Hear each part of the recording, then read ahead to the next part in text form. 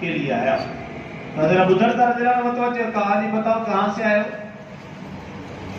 تو اس نے دور دراز علاقے کا نام لیا تو پوچھا بھی آئے کیوں ہو؟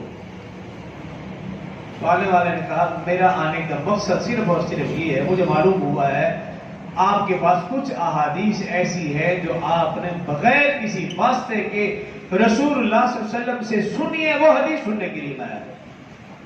حضرت دردر کھڑا ہو گیا اور اس کے استقبال کیا، پیشانی کے بوسہ دیا اور بیٹھ گئے۔ کہا بھی پہلے تو میں آپ کو یہ حدیث سنانا چاہتا ہوں، من سلک طریق المری، فرمایا کہ میں نے رسول اللہ صلی اللہ علیہ وسلم سے سنا جو شخص علم حاصل کرنے کے لیے کسی راستے پر چلتا ہے اللہ اس کے لیے جنت کا راستہ آسان فرما دیتا ہے،